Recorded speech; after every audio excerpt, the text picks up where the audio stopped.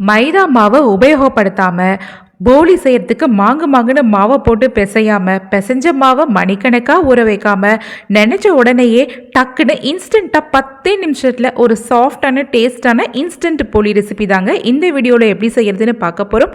Welcome to super kitchen. நீங்கள் வீடியோவை first டைமாக பார்க்குறதா இருந்தால் நம்ம சேனலை சப்ஸ்கிரைப் பண்ணிக்கோங்க. வாங்க இதை செய்யறதுக்கு நான் இன்னைக்கு 1/2 கப் அளவுக்கு கடலைப்பருப்பு எடுத்திருக்கேன். இந்த கடலைப்பருப்பை 2லேருந்து 3 முறை தண்ணி ஊற்றி நல்லா சுத்தமாக வாஷ் பண்ணி தண்ணியெல்லாம் வடிச்சிட்டு இந்த மாதிரி எடுத்து வச்சுக்கோங்க.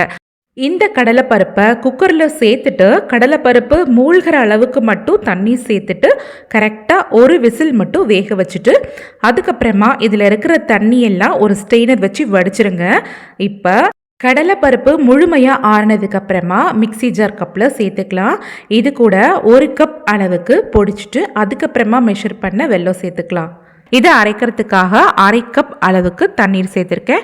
கொஞ்சம் கூட ஜாஸ்தியாக தண்ணீர் சேர்க்காதீங்க. இப்போ இதை நல்லா திக்கான பேஸ்ட்டாக அரைச்சி இந்த மாதிரி எடுத்துகிட்டு வந்துடலாம். அரைச்ச இந்த பேஸ்ட்டை வேற ஒரு மிக்சிங் பவுலில் மாற்றிக்கலாம். இப்போ பாருங்கள், இந்த அளவுக்கு நல்லா திக்கான பேஸ்ட்டாக 1/2 கப் மட்டும் தண்ணி சேர்த்து அரைச்சி எடுத்துகிட்டு வந்திருக்கேன். நம்ம பொதுவாகவே பொடி செய்யறதுக்கு மைதா மாவு தானே யூஸ் பண்ணுவோம். ஆனால் மைதா மாவுக்கு பதில் 1 கப் அளவுக்கு கோதுமை மாவை சேர்த்துருக்கேன். இது கூட 2 பிஞ்ச் அளவுக்கு டேபிள் சால்ட்டும் வாசத்துக்காக கொஞ்சமாக ஏலக்காய் பொடியும் சேர்த்துருக்கேன். ஃபுட் கலர் எதுவுமே சேர்க்கலங்க. கொஞ்சமாக, அதாவது 1/4 டீஸ்பூனுக்கும் குறைவாக மஞ்சள் பொடி சேர்த்துட்டு 1 டேபிள் ஸ்பூன் அளவுக்கு மட்டும் நெய் சேர்த்துருக்கேன். இப்போ 1 கப் அளவு உள்ள தண்ணியை கொஞ்சம் கொஞ்சமாக இதில் சேர்த்துட்டு இந்த மாவை நல்லா கட்டி இல்லாமல் இந்த மாதிரி கலந்து விட்டுக்கலாம். நீங்கள் விருப்பப்பட்டீங்கன்னா இதில் ஒரு 2-3 டேபிள் ஸ்பூன் போல் தேங்காய் துருவல் கூட சேர்த்துக்கோங்க. இதில் தேங்காய் சேர்க்கும் போது கூடுதலான சுவை கிடைக்கும். நான் இன்னைக்கு சேர்க்கலை. இப்போ பாருங்கள், மாவை நல்லா மிக்ஸ் பண்ணி ரெடி பண்ணியாச்சு. அடுப்பில் ஒரு தவா வச்சுக்கலாம். தவாவில் கொஞ்சமாக நெய்யோ ஆயிலையோ இந்த மாதிரி தேய்ச்சி விட்டு ப்ரஷ் பண்ணிக்கோங்க. இப்போ நம்ம ரெடி பண்ணி வச்சுருந்தோம்ல போலி மாவு, அதிலிருந்து 1 குழிக்கரண்டி மட்டும் மாவு எடுத்துகிட்டு இந்த மாதிரி தின்னாவும் இல்லாத திக்காவும் இல்லாத நம்ம கட்டை தோசைலாம் போடுவோம்ல அந்த மாதிரி நல்லா கெட்டியாகவே போட்டுக்கோங்க. இது மேலே கொஞ்சம் நெய்யோ ஆயிலோ ஸ்ப்ரெட் பண்ணிக்கோங்க. நான் இன்னைக்கு நெய் தான் ஸ்ப்ரெட் பண்ணுறேன். ஏன்னா போலியில் நெய்யில் செய்யும் போது தான் ரொம்ப டேஸ்ட்டாக இருக்கும். இப்போ கேஸோட தீயை நல்லா மிதமாக மாற்றிட்டு ஒரு மூடி போட்டு மூடிடலாம். ஒரு 1 நிமிஷத்துக்கு மட்டும் நல்லா வெந்தால் போதுங்க. இப்போ பாருங்கள், 1 நிமிஷம் கழித்து நம்ம லிட்டை ஓப்பன் பண்ணி பார்த்துக்கலாம். ஒரு பக்கம் நல்லா முழுமையாக வெந்துருச்சு. இதை அப்படியே பிரட்டி விட்டுக்கோங்க.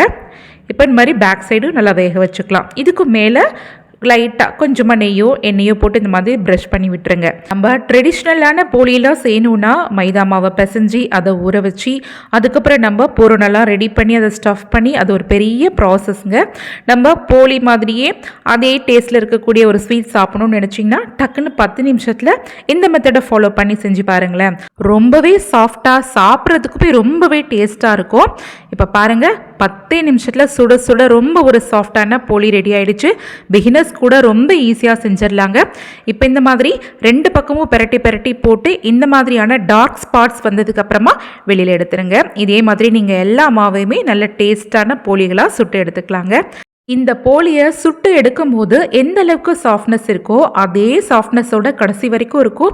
கொஞ்சம் கூட ட்ரையே ஆகாது. சாப்பிட்றதுக்குமே ரொம்ப டேஸ்ட்டாக ரொம்ப சாஃப்டாகவே இருக்கும். ஃபைனலாக மைதா மாவை உபயோகப்படுத்தாமல் கோதுமை மாவை வச்சு 10 நிமிஷத்தில் டக்குன்னு செய்யக்கூடிய இன்ஸ்டன்ட் போலி தாங்க இந்த வீடியோவில் எப்படி செய்கிறதுன்னு பார்த்துருக்கோம். இந்த ரெசிபியை நீங்களும் உங்கள் வீட்டு குழந்தைங்களுக்கோ பெரியவங்களுக்கோ செஞ்சு கொடுத்து பாருங்களேன். ரொம்பவே விருப்பமாக சாப்பிடுவாங்க. பிகினர்ஸ் கூட ரொம்பவே ஈஸியான முறையில் செஞ்சிடலாங்க. இந்த வீடியோ பிடிச்சிருந்ததுன்னா உங்கள் ஃபேமிலி அண்ட் ஃப்ரெண்ட்ஸ் சர்க்கிள் கூட ஃபார்வர்ட் பண்ணுங்கள். தேங்க்ஸ்.